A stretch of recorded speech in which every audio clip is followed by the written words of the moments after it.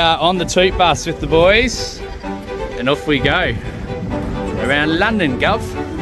It's London. Look at what's going on. Crikey.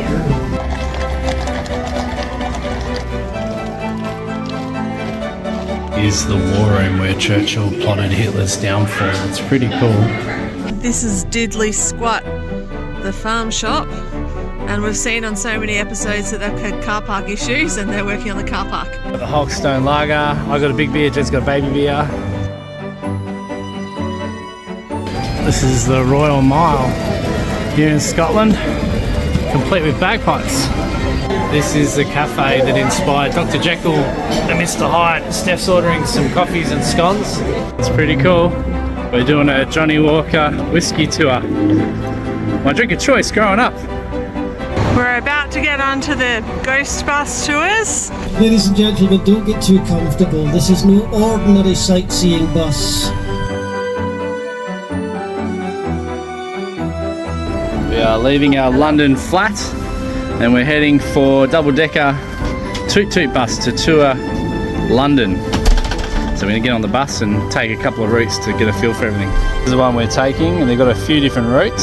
So we've come to Westminster Bridge and the London Eye's near here. We just saw it before, but we're going to see all that in person on Friday. Today it's about getting on the bus and cruising around and having a look at stuff. So we've got a bit of a plan today. We're going to take the yellow line first, which takes us all around the main big ticket items, and then we're going to come back, get some lunch, hopefully some fish and chips, and then we're going to take the blue line to look around a bit further out and around at some of the other things a bit further out the main central area. So the yellow line goes for about an hour and a half, the blue line goes for about 2 hours. There are black cabs absolutely everywhere, and some that are not black, some that have been wrapped and that have got advertising around them. That's starting to creep in, but majority are still black, and there's heaps of them. Cruising over a bridge, we've got the London Eye behind us. Over the Thames River. This is the Shard. It's over 300 metres high, built in 2012. Waiting to get on the bus over near Westminster Bridge, I was actually feeling a little warm in my layers. We were sort of in a little bit of a sunshiny area, I guess, but driving through London, it's freezing. It's all in the shadows, there's big buildings, and it gets cold. Got its own feel, London, different to other places we've been to. It's almost a Tudor style building. Very low stress way to get around. The Tower of London, the crown jewels in there. Pretty cool castle. Don't think we'll be going into that one, we'll see how we go, given we did one just the other day in Belgium. There it is, London Bridge. We're going across that one next, so we loop around the city area and then come back over London Bridge. So London Bridge opens up, tilts open to let the boats through. Very cool. Obviously it's a very popular bridge, and as such it takes quite some time to come across, even on the bus. You're waiting for a while on the other side for all the traffic. You can see it's stopped here. That's okay though. It's a great view when you're on the bridge, and up in the towers should be even better. This is the lift to go up into the first tower. Is up on the top and the glass walkway. There's an east walkway and a west walkway, so I'm going to go across and you can see from up here what's going on. The bridge took 8 years to construct, and it needed to be worked on under the river as well, so divers worked under the river in huge sealed steel cages called caissons. When they worked on the tower, they had no harnesses or any safety gear. There was a big population and the bridge was built, servicing 120,000 pedestrians and 20,000 vehicles each day. Each pane of glass is designed to hold the weight of 6 elephants. Looks nice and strong. Jump up and down. Jump up. No, don't do that. A lovely English day.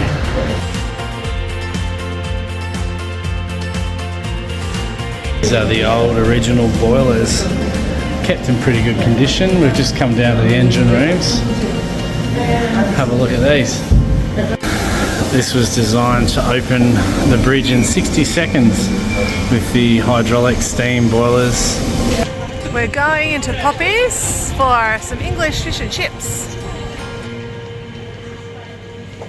They take their fish and chips pretty serious. This fish we're eating today came in at 1 AM off the boats and it got here ready to go at about 11, so we're just a couple hours after. A bit fancy for a fish and chips. Fancy for fish and chips, it's not your paper by the beach. So we're going to go, I think the haddock I reckon we might try today.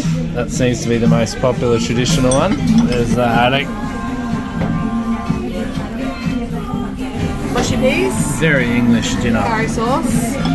Al's putting vinegar all over his chips. I hope you like it, Al. And I've got a traditional English Cornish pastry. Contrary to what we might have heard, we haven't found any other fish and chip shops anywhere.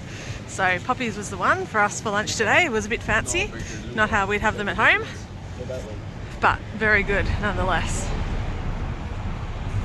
We've just hopped back on the bus after lunch, this time on the blue route, so it's known as the Royal Route, that loops around Buckingham Palace and around Hyde Park.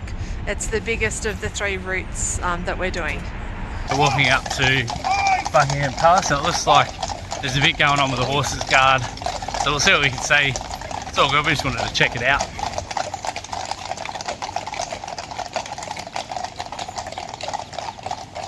So this is Buckingham Palace and there's a surprising amount of people here. We're here in winter and look at all the people, it's insane. Everyone's come to see it, but I think it's been called off, so not much to see today. They say if you're going to get here to see it from the fences, you've got to get here at like well before 10 o'clock, and I can see why. It's very busy, very full. That's the Queen Victoria statue up there.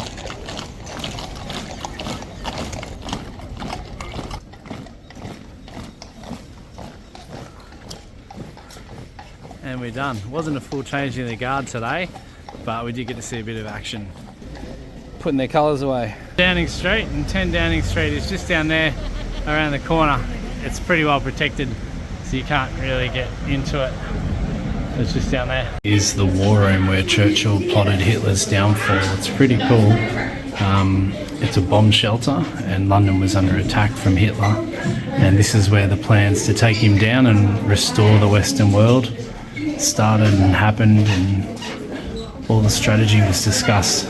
Here's the actual map that was used to plot the war against Hitler, and there's still notes left up there from when it ended, the 16th of August, and everyone walked out of here.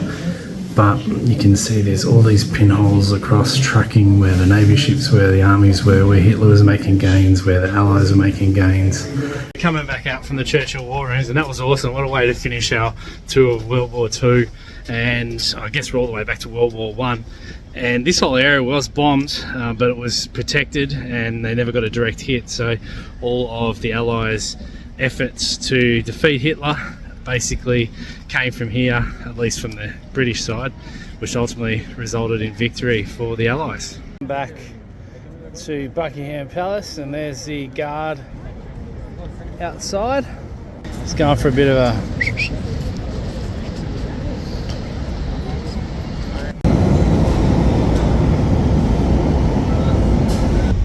Our day of travel today has taken us from London to Bath on the train, and now we've picked up our car and we're heading up into the hills of England, up to Chadlington, where we're staying in an old dairy, a beautiful converted barn cottage.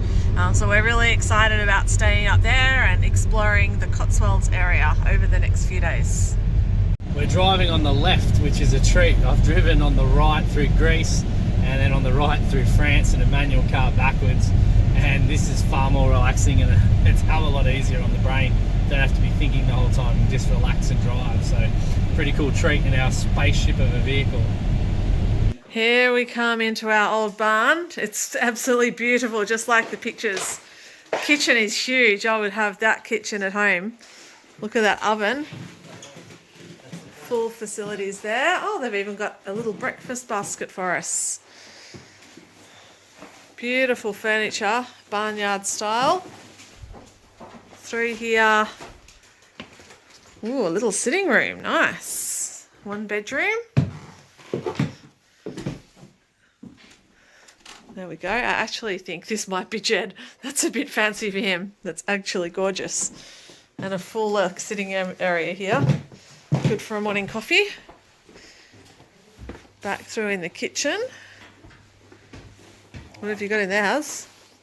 Is that a lounge room? That's a lounge. Wow. That's huge. And a little outdoor courtyard. Not sure that we'll get to use that one. And then in here, what have we got? I've got another bedroom. I think this is the master. And then little bathroom, little ensuite. How's the kitchen, Haz? Look at that oven. It's beautiful. And then upstairs,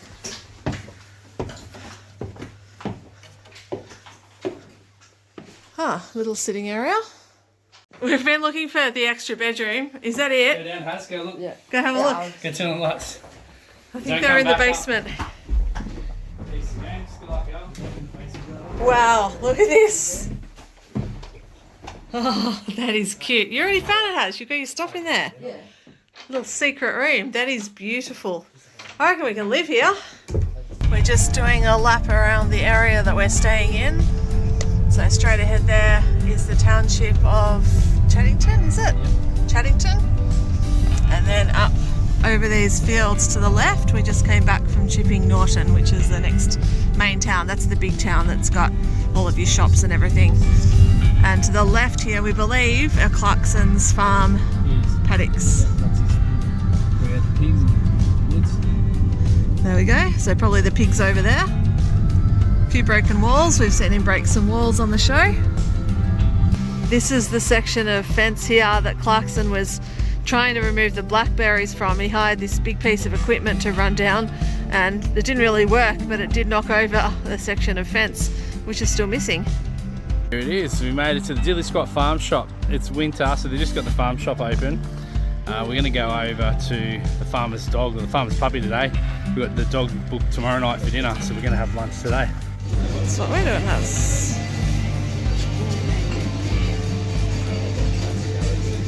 I've never seen one like this before. Cow juice, i.e. milk dispensing machine. So you bring your own bottle, pop it in, you pay, and it fills your bottle up for you. Might be the world's quickest visit, given bar's closed. I'm going to have to go off to the other one. Go off to the farmer's dog and have a point. A little bit fruity. Pretty good. We've got a table and Steph's going to order some food and beer from over there. We're just under the sign. I've got the soup. The boys have got loaded beef fries. And then we've got a beef burger over here. There's the hops and shops. And a bit more of a shop over there.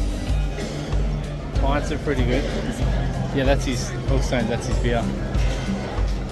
This is $50, that's pretty pricey.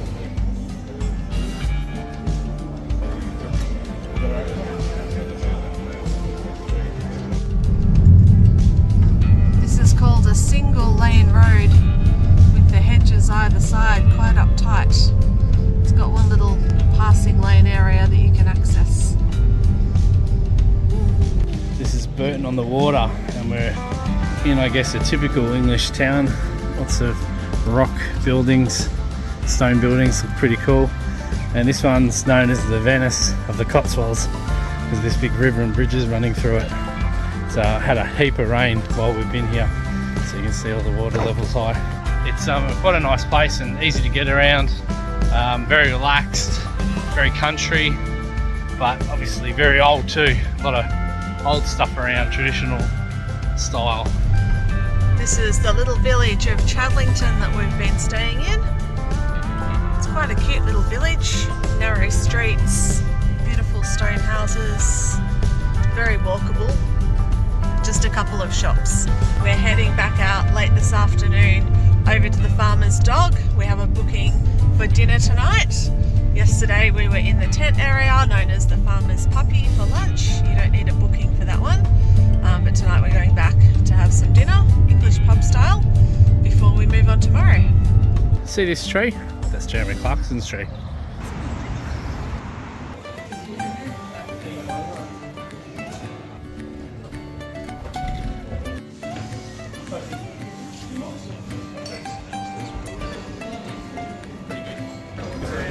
There's the track. Going upstairs. Up here near the Farmers Clubhouse, and Steph is under Richard Ham. How are the bangers? Good. Yeah, very good. Good? Yeah? Boys, pork belly? Looks amazing actually. Look at that. And I've got a beetroot pearl barley. It's actually a risotto, but because it needs to use local ingredients, we've gone for the pearl barley instead of rice. Alex, we had lamb ragu. It's good. Yeah, very good. Blackwell, Gatton, Lowell and Western Supermare.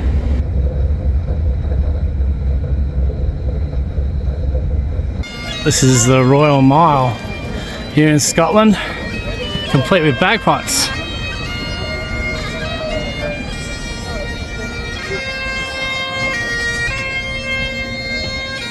Lots of people, lots of shops, some bagpipe music, lots of places to eat, and of course the castle at the top.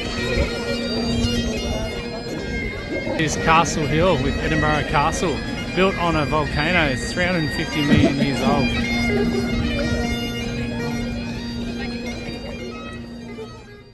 This is the cafe that inspired Dr. Jekyll and Mr. Hyde. Steph's ordering some coffees and scones. Scone with jam and cream and a butter, a cappuccino and a Scottish shortbread.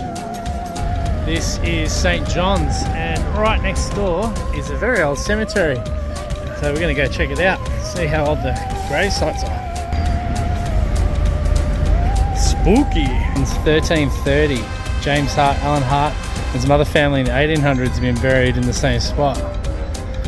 This is a super old cemetery, and this is a good segue into the spooky ghost tour. Apparently Edinburgh is one of the most haunted cities in the world, so we're going to go on a ghost tour bus and learn a little bit more about the history and some of the haunting that happens here in Edinburgh.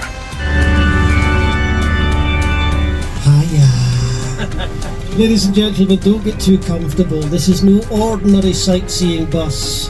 Coming up on the left-hand side, there's a white pub named after him. So we're passing by Deacon Brodie's Tavern, left-hand side there.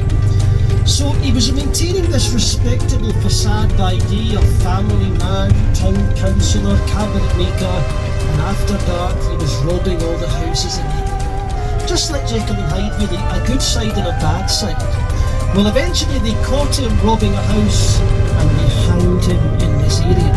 And the ghost of Deacon Brodie is said to haunt these streets with a lantern in one hand and a set of keys jangling in the other.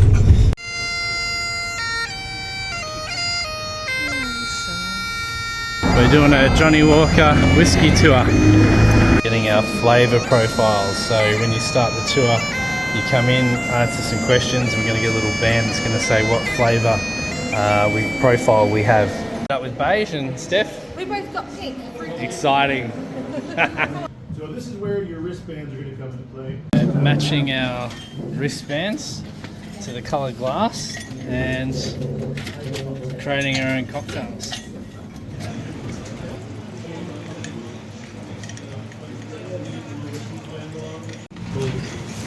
How cool is that? So cool. So we've got an orange slice, we're adding to ours. You're adding nutmeg to yours. I'm adding nutmeg, great. Very Charlie and the Chocolate Factory. We're going room to room, learning this story about flavours and the history of Johnnie Walker. It's pretty cool. Very nice. Check it out, guys. Flavors like these are defined by the care and attention. I have gone to heaven. Unfortunately, all these bottles are glued to the wall. There you go. After that, we'll turn to the powers of nature and time, along with a big assist from our master blenders, We're going to look at the lower half of the wheel now. That's going to be the creamy, spicy, and fruity category.